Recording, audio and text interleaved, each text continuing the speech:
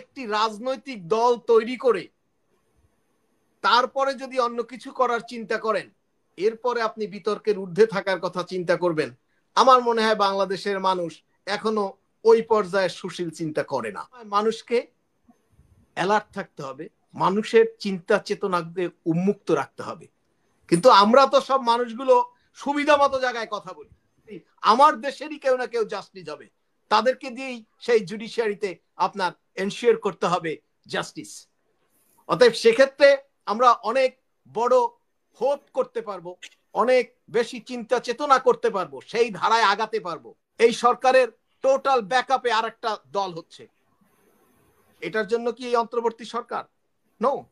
BNP ক্ষমতায় এসে পড়বে, এটা অনেকে মনে করে যে ইলেকশন এখনই দিলে, এই চিন্তাটা তো আসলে সুস্থ চিন্তা না। সংস্কার মোতাবেক চলবে কিনা, এই কথাটার মধ্যে কিন্তু একটা বিষয় খুব ভালো আসছে, যে আপনি আজকে সংস্কার করে যাচ্ছেন, বিশাল বিশাল বস্তা তৈরি করে যাচ্ছেন সংস্কারের জন্য সুপারিশমালা, কিন্তু পরবর্তী যে সরকার আসবে সেই সরকার যদি তার চরিত্র হারায় এবং চরিত্র হারিয়ে পতিত সরকারের চরিত্র ধারণ করে, সেইটা ঠেকানোর সুযোগটা আসলে থাকে না। কারণ এখন হাসিনা আসলে তার ফাঁসি হবে, হাসিনা আসলে সর্বোচ্চ শাস্তি হবে, সেগুলো কিন্তু হাসিনা ওই রিস্কটা নিয়েই এই ক্ষমতা লোভী হিসেবে সে ক্ষমতাটাকে এভাবে বাজেভাবে এক্সারসাইজ করেছে।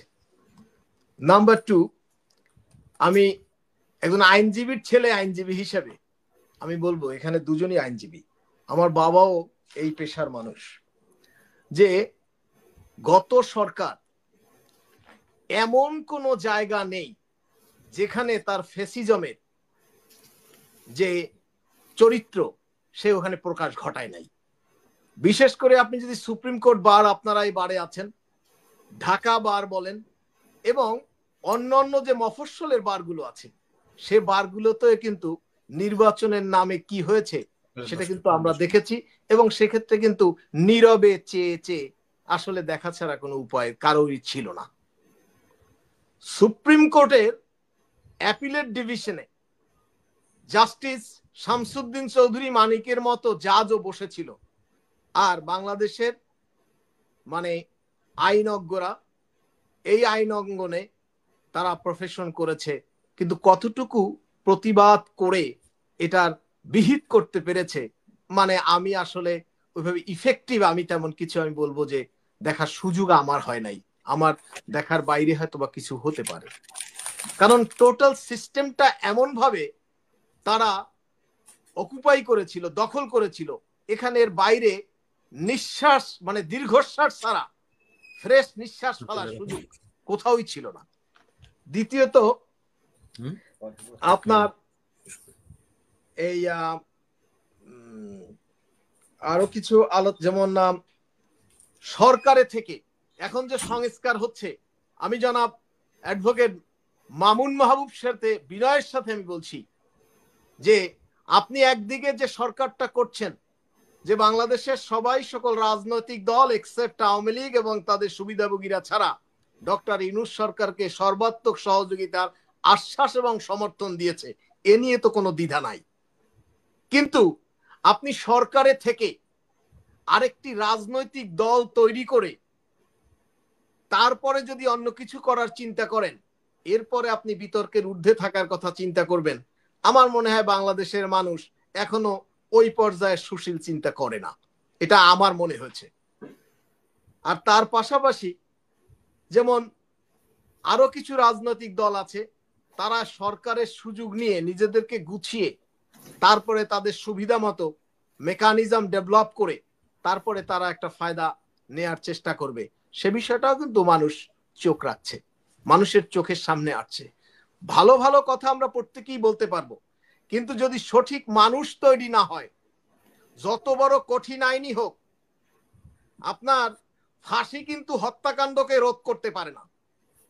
ফাঁসিতে একটা জিনিস দেয়া যায় যে রুল অফ ল যদি এস্টাবলিশ থাকে যে হ্যাঁ এই অপরাধের বিচার হবে, কিন্তু রুল অফ ল এবং বড় বড় শাস্তিও কিন্তু অপরাধকে ঠেকিয়ে রাখতে পারে না। সো এগুলো স্বাভাবিক যে অপরাধ সেটা হবে, কিন্তু রাষ্ট্রের দায়িত্ব হলো যে রুল অফ ল অপরাধী যথাশাস্তি।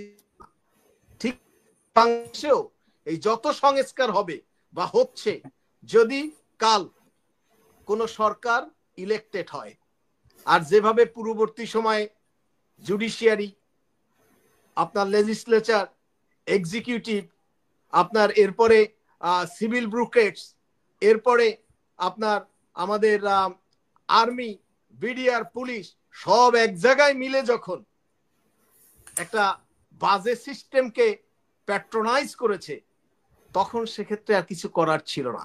অর্থাৎ আগামীতেও যদি এইভাবে কিছু একটা হয়, এইভাবে যদি কিছু একটা হয়, এই যতই সংস্কার বলেন, এই সংস্কারের কাগজ তখন কতটুকু তা রোধ করতে পারবে, সেটা নিয়ে কিন্তু যথেষ্ট সন্দেহের সুযোগ সবসময় থাকবে। তবে আমার কাছে যেটা মনে হয় যে সবসময় মানুষকে অ্যালার্ট থাকতে হবে, মানুষের চিন্তা চেতনাকে উন্মুক্ত রাখতে হবে। কিন্তু আমরা তো সব মানুষগুলো সুবিধা মতো জায়গায় কথা বলি। এই সুবিধা মতো জায়গায় কথা বলার জায়গা থেকে সরে আসতে হবে আমাদের। যে আজকের কি হচ্ছে, 111-এ আমরা দেখেছি কিংস পার্টি হয়ে। এই আপনি যেহেতু ব্যক্তিগত অবস্থান থেকে বলছেন বা আইনজীবীদের একজন গ্রুপের অবস্থান থেকে বলেছেন, এই আইনজীবীদের অবস্থা আমি আপনাকে বলি। আমি লেখাপড়া শেষ করে বাংলাদেশে গিয়ে 4 দিনের মাথায় গ্রেপ্তার হই। 45 দিন আমি রিমান্ডে ছিলাম। 450 দিনের রিমান্ডের দরখাস্ত ছিল 45টা মামলায়, এবং 6 বার হসপিটালাইজ করেছে, আইসিইউতে ছিলাম, 6.5 মাস জেল খেটে নদীপথে আমি লন্ডনে এসেছি। 7 days I spent to reach London. So এই আইন অঙ্গনের টোটাল বিষয়গুলোর সাথে আমার একটা আবেগ যেমন আছে, দাবি তেমন আছে, ক্ষোভও কিছু জন্ম হওয়ার সুযোগ থাকে। সেদিনকার আমাকে যখন দিনের পর দিন রিমান্ড দিচ্ছিল, তখন এই ঢাকা বার, আমি ঢাকা বারের মেম্বার, আমার বাবা মেম্বার, আমার ছোট ভাইয়ের ওয়াইফ ব্যারিস্টার, তারাও প্র্যাকটিস করে ওখানে মেম্বার। সো আমি হতবাক। সেদিনকার কিন্তু কোনো প্রতিবাদ ওভাবে হয় নাই, কারণ আমি বিএনপি করি, বুঝছেন। এখন আইন অঙ্গনটাও এমন ভাবে দূষিত হয়েছে, জুডিশিয়ারি পরিস্থিতি যে পর্যায়ে গেছে যে পুরো আপনি বলেছেন বাংলাদেশের 300 MP, speaker, justice, chief justice, ইমাম সাহেব সহ পালিয়ে গেছে।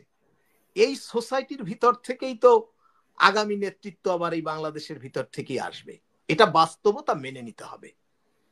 অতএব সেই মেনে নিয়েই আপনি যত সংস্কার করেন, যদি সিভিল ব্রুকেটসরা, যদি সিভিল সোসাইটিরা যদি তাদের দায়িত্বটা ঠিকভাবে পালন না করে, রাজনীতিবিদদের কাছ থেকে ক্ষমতার সস্তা সুবিধা নেয়ার প্রতিযোগিতায় যদি লিপ্ত হয়, আপনার কোন সংস্কার কখনো কাজে আসবে না।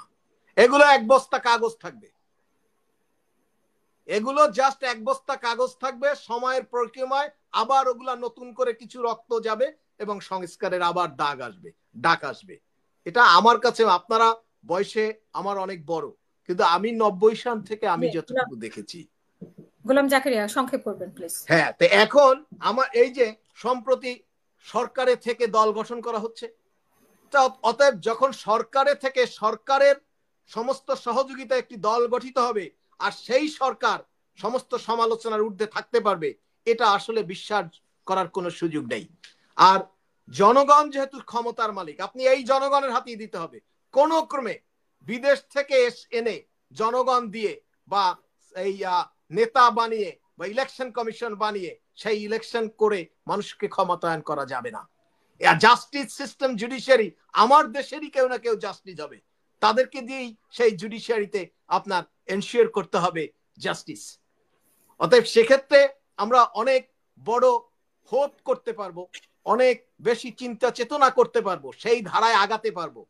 কিন্তু আমার কাছে মনে হয় না যে এই সিস্টেমকে একেবারে মানে আপনি ক্লিন করে নতুন একটা সিস্টেম অ্যাডপ্ট করানোর জন্য মানুষকে তৈরি করতে পেরেছেন। আস্তে আস্তে সময় লাগবে, সময়ের প্রয়োজনে এইগুলো হবে।